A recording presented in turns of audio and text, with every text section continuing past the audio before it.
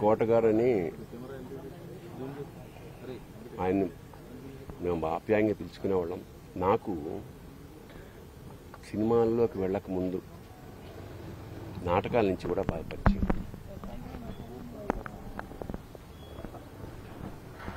ఆయనతో కలిసి నాటకాలు వేసిన వాడిని నేను.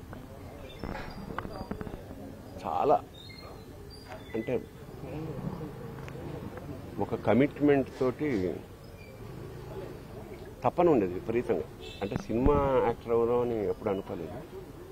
బట్ నాటకాల్లో బ్యాంక్లో పనిచేస్తున్నప్పుడు ఒక మధ్యతరగతి ఇంట్లోంచి బయలుదేరిన అతని ప్రయాణం అంచెలంచెలుగా one of the best villains of Telugu industry. సరే, మామూలుగా సరదాగా మాట్లాడుకునే వాళ్ళు. కోటగారి నేచర్ ప్రకారం మాట కటువుగా ఉండేది. సరే, చిన్నప్పటి నుంచి నాకు తెలిసిన వ్యక్తి కాబట్టి పెద్ద పట్టించుకునేవాళ్ళం కాదు.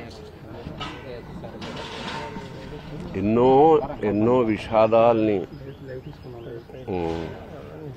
దాటుకుంటూ మహోన్నత శిఖరానికంటే యావత్ భారతదేశం అతన్ని గుర్తించింది. తమిళ, హిందీ ఇండస్ట్రీ కూడా అలా ఒక అనుకున్నది సాధించాడు. ఇప్పుడే అదే చెప్పుకుంటున్నాం, మా అనుభవాలు. దాదాపు 50 ఏళ్ల సాహచర్యం అది. పైగా కుటుంబం, చిన్నపిల్లలు మా ఇంటి ఎదురుగుండా ఉండడం వల్ల మాకున్న కుటుంబంతో కూడా చాలా అనుబంధం ఉంది. అలాంటి కోట శ్రీనివాసరావు ఇవాళ వెళ్ళిపోయాడంటే ఒక శూన్యం. కోట శ్రీనివాసరావు గారి స్థానం మాత్రం ఇంకెవరు పూరించలేరు, అది సత్యం.